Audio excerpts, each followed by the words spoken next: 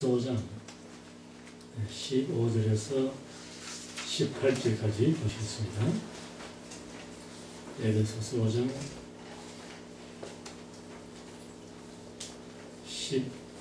15절에서 18절.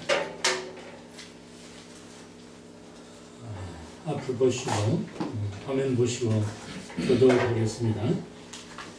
그런데 너희가 어떻게 행할 것을 자세히 주의하여 지혜 없는 자같이 말고 오직 지혜 있는 자같이 하여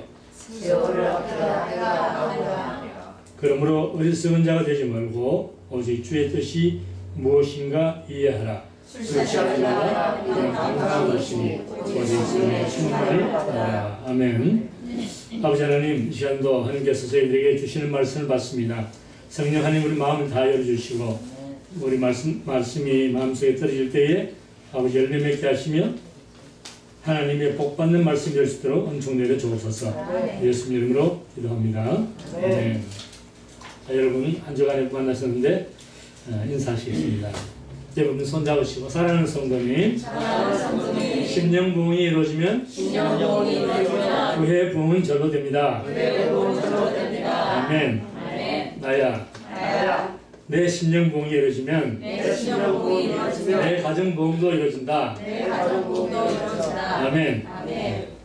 자, 오늘은 사도 바울이 에베소서를 통해서 우리에게 어떤 말씀 하시는가. 오늘 주제는 아주 심플합니다. 그런데 생각을 좀 해봐야 됩니다. 그것은 사도 바울은 지금 읽어진 15절 상반절 보면은 너희가 어떻게 행한 것을 자세히 주의하여 너희가 어떻게 행할 것을 너희가 어떻게 살 것을 말이에요. 어떻게 살아야 하는 것을 자세히 주의하여. 이 말은 우리 인생길을 우리가 어떻게 걸어가야 하는지 주의 깊게 생각하라 그 말입니다. 그러면서 사도 바울이 그 다음에 하는 말은 오직 지혜 있는 자같이 살아라. 지혜 있는 자가 어떠한 삶을 사는가. 오늘 거기에 대한 사도 바울의 말씀이에요. 지혜로운 사람은 첫 번째 16절에 나왔습니다. 같이 읽어볼까요? 세월을 아끼라. 지혜 있는 사람은 세월을 아낀다는 겁니다. 다 같이 세월을 아끼자. 여러분, 세월을 아낀다는 말이 쉬운 말이죠, 그죠? 간단한 말이죠. 근데 세월을 아낀다는 것이 믿는 사람들은 무슨 말인가? 세월을 아낀다고 하는 것은 이 원어로 보면은 세월을 건져 올린다. 세월을 건져 올려. 여러분, 세월이 시간이 끝없이 흘러가는데 이것을 어떻게 건져 올려요? 그거 많이 이상하잖아요. 시간을 어떻게 건져 올립니까? 그런데 원어는 그렇게 돼 있어. 원어는 시간을 건져 올리라. 그렇게 말했단 말이죠. 이게 무슨 말이냐?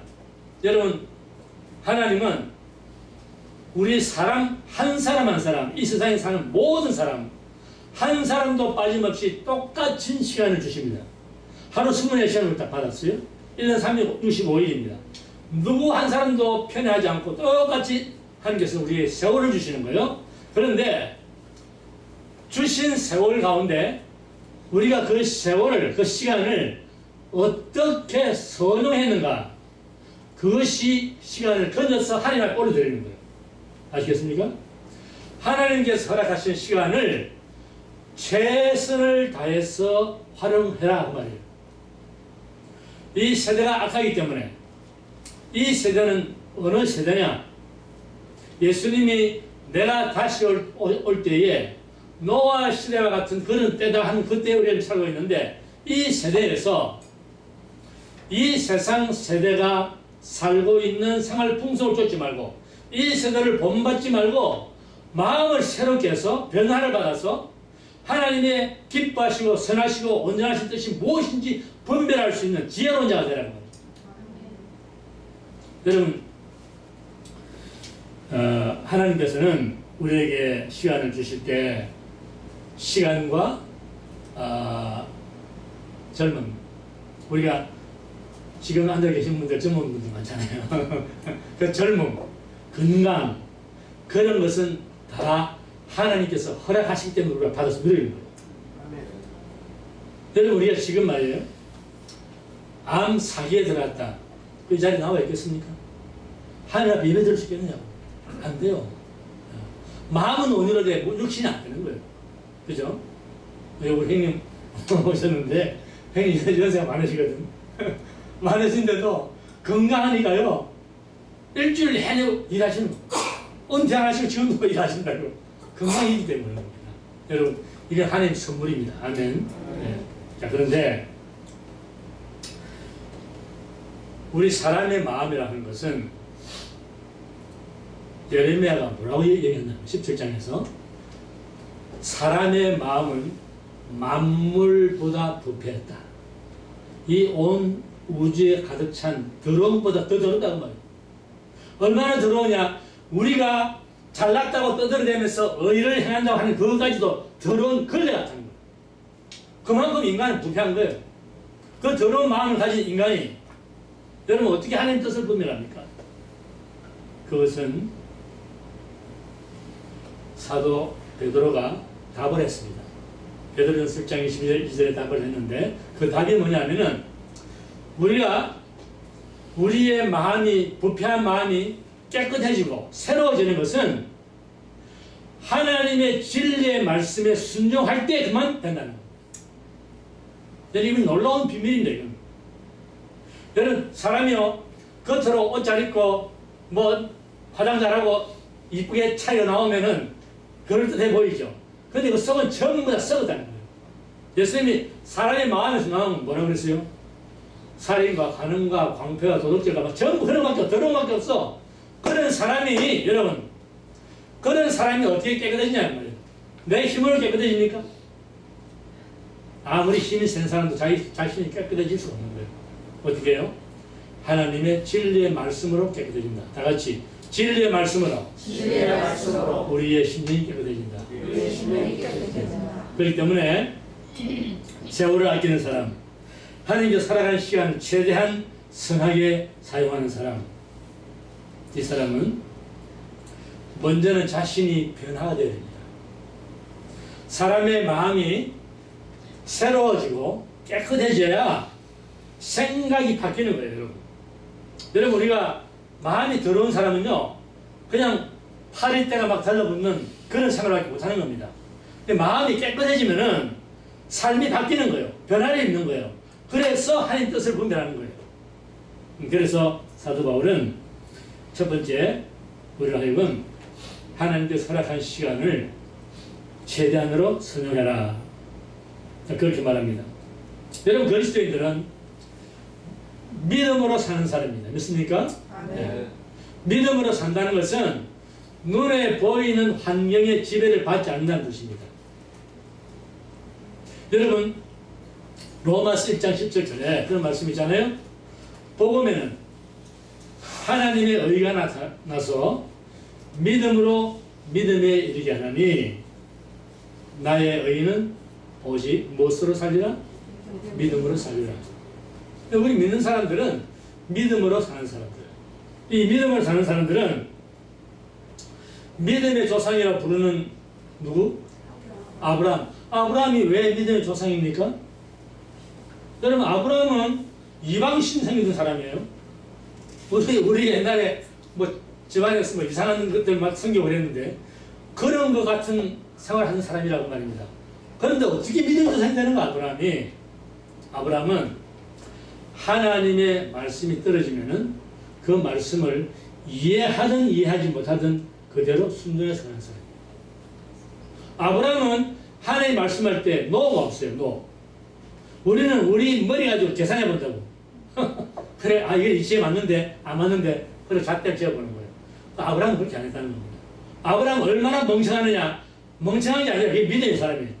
얼마나 멍청하게 보이냐면은 여러분, 나이가 100세가 되고 아내가 90세가 됐는데 아이를 낳을 수 있어요, 없어요? 아니, 과학의 힘을 의지하지 말고, 그 당시에는 과학도 없어요. 생각해보세요. 그 당시 몇천 년 전인데 아이를 낳을 수 있습니까? 못 낳아요. 그런데 아브라함이 어떤 믿음을 가졌느냐?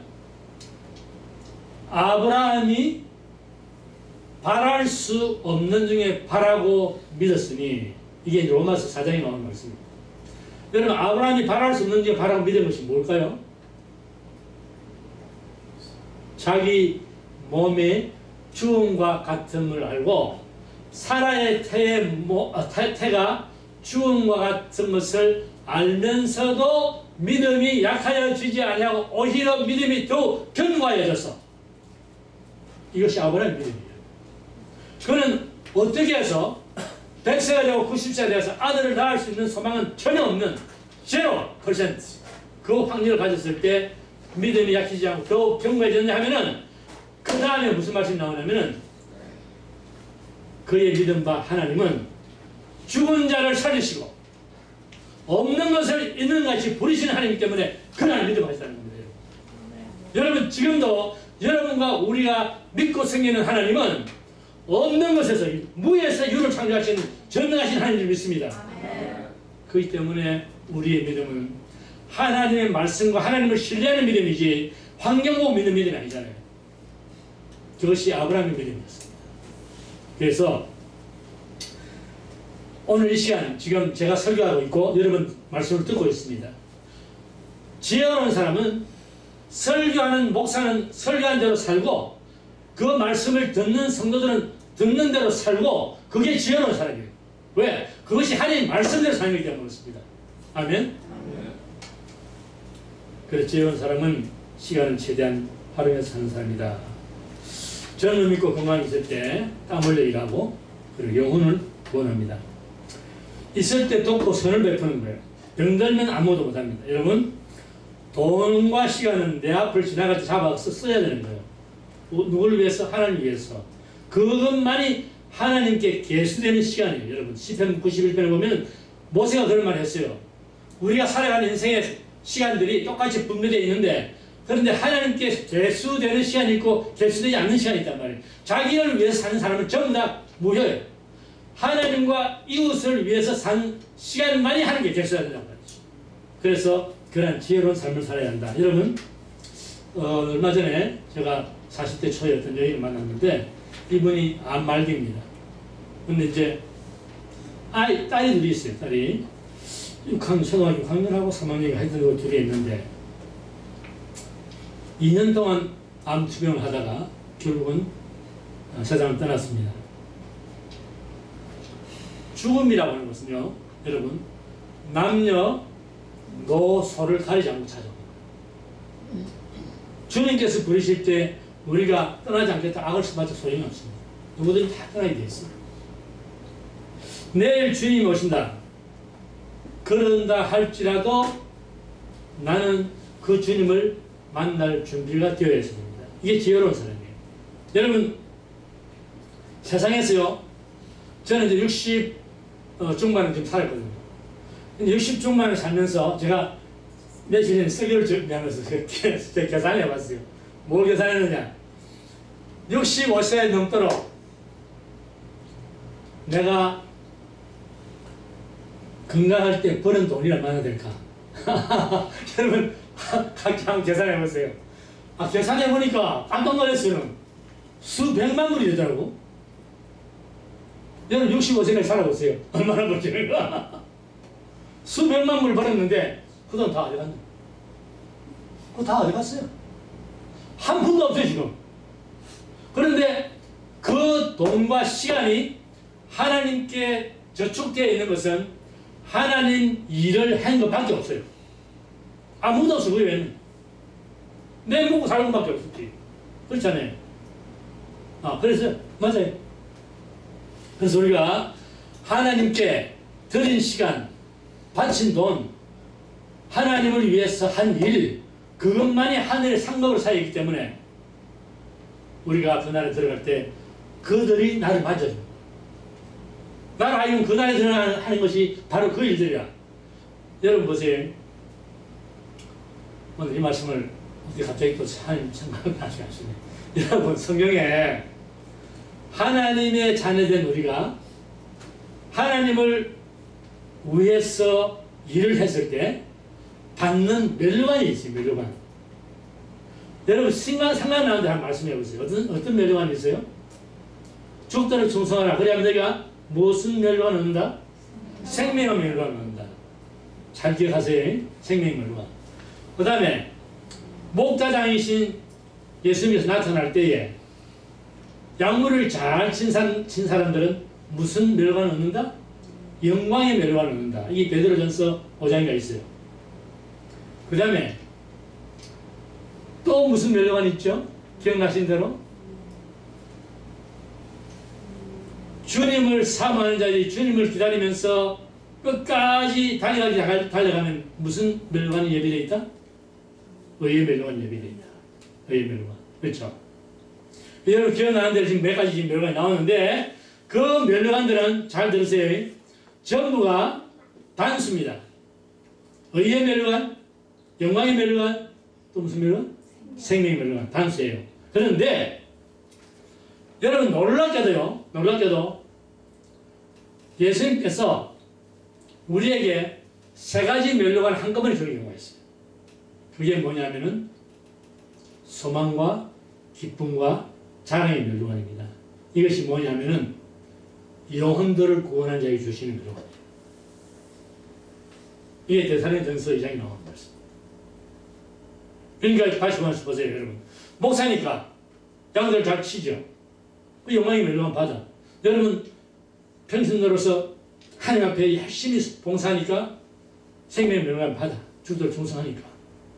그런데 소망과 기쁨과 자랑의 멸류관은 목사든 일반 성도 상관없이 영혼을 하나님 앞에 많이 데리고 오는 사람, 그 사람이 주는 멸류관이다. 그래서 여러분 그게 소중한 거예요. 그만큼 소중한 거예요. 영혼을 구원한다는 것이 그만큼 소중하다는 거예요.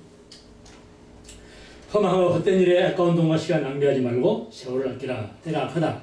때가 악하다는 말은 여러분 다른 말을 바꾸고 말하면은 주님의 재림이 가까이 온다는 뜻입니다. 주님의 재림이 가까이 올수록 이 세상은 지금 인류가 수백 년 동안 하지 못했던 그러한 악한 일이, 극악한 일들이 생겨나는 거예요. 여러분 지금 고국에서 뉴스를 잘 아시죠? 술 취해가지고 성폭행하고 사람 죽여버렸어요. 그런 일이 지금 부지기수로 일어나는 거예요. 날마다 신문만 열면 그런 일들이 납니다. 여러분 이 일들은 뭡니까? 이 일들은 한국이 여러분 얼마 전에 뭐 레이디 가가인가요? 그 여자가 한국을 들어가기 전까지만 해도 한국의 자살률이 세계 1위가 아닙니다. 레이디 가가 왔다 간 다음에 동성애, 자살, 그 성폭행, 살인 이런 것들이 극악하게 막 일어나는 거예요. 이게 때가 가까웠더니 주님 오셔서 심판할 때 가까웠다는 말이에요. 그렇기 때문에 이 세상의 최악, 여러분 잘 들으세요. 이 세상의 최악의 날은 여러분과 저의 최선의 날입니다. 왜냐하면 주님 오시기 때문에 그날. 세상이 악할수록 여러분 자살하지 마세요. 소망을 잃지 마세요. 주님이 곧 오십니다. 그래서 준비하시는 거예요. 자, 17, 18절. 이 시간 없으니 빨리 갑니다. 17, 18절. 그러므로 어리석은 자 되지 말고 오직 주의 뜻이 무엇인가 이해하라. 술을 취하지 말라. 이는 방탕한 것이다. 자, 여기까지만. 지혜 없는 자는 술을 취한 자가 되어서 방탕한 삶을 산다. 여러분, 이거 왜 덥죠? 이렇게. 어제 말했네. 나 땀이 났는데. 됐어, 여기 있잖아.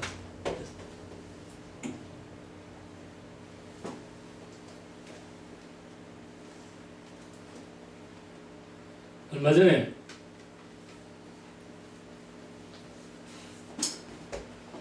술 취한 삶이라고 해서 방탕한 삶이다. 지금 그렇게 말씀드렸는데 술은 말이죠. 술을 안 마셔서 모르긴 하지만은 그래도 술은 한 잔 마시면은 사람이 술을 마셔. 두 잔째 마시면 술을 마시고 세 잔째 마시면은 술이 사람을 마신다. 그런 말이 있어요? 네, 그런 말이 있습니다. 근데 여러분 여기서 사도 바울이 술을 취하지 말라 하는 그 말을 꼭 술 마시는 사람을 생각하면 안 돼요. 모든 것에 탐닉하는 사람 전부 다 똑같습니다. 마약, 도박, 담배 뭐든지 성, 음란 이 모든 것에 탐닉하는 사람들은 전부 다 술 취한 자예요. 술 취한 자. 이러한 자들은 하나님의 나라에서 기업이 없다. 구장에서 말씀드린 3장인가 어디서 말씀하셨잖아요. 이미. 그렇죠? 그러니까 여러분 우리는 지혜로운 자는 이러한 자가 되지 않고 어떠한 사람이 된다? 마지막 절에 성령의 충만함을. 자, 여러분 보세요. 마지막 말씀인데 성령의 충만함은 이 지금 헬라 문법으로 보면은 세 가지 중요한 게 하나 있습니다. 첫째는 성령의 충만을 받아라 하는 말씀은 현재 시제로 기록된 문법입니다. 그것은 지속적으로 성령 충만을 받아야 됩니다. 오늘 여러분 한번 성령 충만 받아가지고 이제 영원히 주님을 죽는다까지 너 천만에 그게 되는 게 아니에요. 억제 지체하는 거예요. 사람은. 그렇기 때문에 성령 충만을 받기 위해서는 늘 성령 충만한 삶을 살아야 되는 겁니다. 자, 여러분 보세요. 성령 충만을 어떻게 받죠? 마가의 다락방의 성도들이 뭘 하다 충만 받았어요? 충만을 받았어요? 기도. 자, 그러니까 기도를 열심히 하고 기도에 매달리고 금식하면서 기도까지 하면은 나는 늘 성령 충만하겠다. 그래 그런 생각하면 착각의 위선자가 됩니다. 위선자. 기도는 죽도록 해놨는데 삶은 지마대로 사는 거예요. 안 돼요. 그래가지고. 그게 성령 충만이 안 됩니다. 여러분. 기도 생활과 더불어서 삶 속에서 성령께 항목을 해야 돼요. 성령께. 내가 좋아하는 내가 인생의 육체적으로 쾌락을 즐기는 것도 다 끊어야 돼. 성령께 항목을 해야 되니까. 손을 들여야 된다니까. 내 생각, 내 뜻, 내 과거의 삶의 습관대로 살면 안 돼. 그러면 성령 충만을 살면 안 돼요. 여러분. 옆에 사람 손잡으세요. 사랑하는 성도님. 성도님은 성령 충만을 구하는 지혜로운 분입니다. 아멘. 아멘. 성령 충만의 두 번째는 복수형인데 이것은 누구든지 다 받아야 한다는 겁니다. 믿는 사람이라면 누구든지 성령 충만을 술 취함이 아니라 술 충만함이 아니라 성령 충만을 받아야 된다. 성령 충만을. 그래서 복수형을 쓴 겁니다. 마지막 세 번째는 수동명령형인데 헬라로 수동명령이라는 말은 성령 충만의 주체는 사람이 아니고 하나님이다. 하나님께로부터 성령 충만이 온다. 그렇기 때문에 성령 충만을 구하는 삶을 살아야 되는 거예요. 자, 사도 바울이 술 취함과 성령 충만을 대비한 것은 술 취한 사람은 술의 힘을 빌려 가지고 평소에는 할 수 없는 말도 하고 그 초능력이 나옵니다.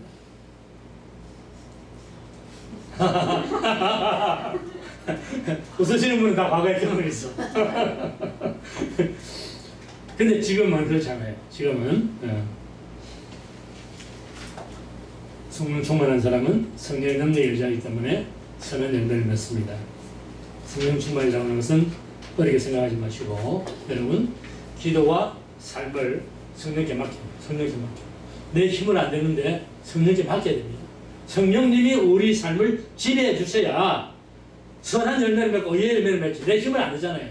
이게 성령께 맡기는 거죠. 자, 마가의 다락방에 예수님께서 사도행 1장 8절에 약속하신 대로 오직 성령이 너희에게 임하면 너희가 무엇을 받고? 권능을 받고 예루살렘 원주자 사마리아 땅까지 이르러 내 증인이 되리라 하신 그 주님의 약속의 말씀을 붙들고 마가의 다락방에 120성도가 모여서 기도할 때 마음을 합하고 그들이 기도했을 때 성령 충만을 받고 예루살렘 거리를 달려나가서 하나님의 큰 일을 말하고 그날에 갈릴리 어부 무식한 베드로, 야고보 12사도, 11사도 그리고 아낙네들이 배우지 못한 아낙네들이 그 하루에 성령의 충만을 받고 나가서 전파를 하니까 몇 사람이 구원 받았어요? 3,000명이 구원 받는다. 성령의 충만함은 본능으로 임해서 여러분 입술을 주장해서 여러분 생각을 주장하고 그래서 예수 그리스도의 십자가의 복음을 능력이 전파하는 거예요. 여러분 그 가운데는 예수의 복음을 능력이 전파하게 되면 복음이라고 하는 것은 믿음과 함께 하는데 믿음을 가지고 복음을 선포하면 그게 안전병이 일어나는 거예요. 놀라운 역사가 일어나는 거예요. 근데 우리는 그냥 복음을 전파할 때 그냥 뭐 믿고 구원받으면 받고 안 받고 이렇게 어중중하게 전하니까 능력이 안 나타나는 거예요. 성령의 충만을 받고 우리가 이러한 전도를 하게 되면은 갈릴리 총무들과 아낙네들이 역사를 일으켰는데 왜 우리들은 못합니까? 우리는 할 수 있죠. 그래서 오늘 우리는 술 충만을 받아야 할까요? 성령 충만을 받아야 할까요? 성령 충만, 성령 충만. 이 시간 우리 다 같이 기도합니다. 하나님께서는 시편 107편 9절에 그렇게 말씀하셨어요.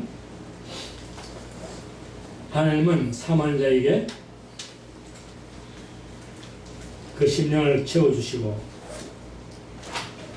사모하는 영혼을 가득히 성령께서 충만하게 채워주시고 줄인 영혼을 성령께서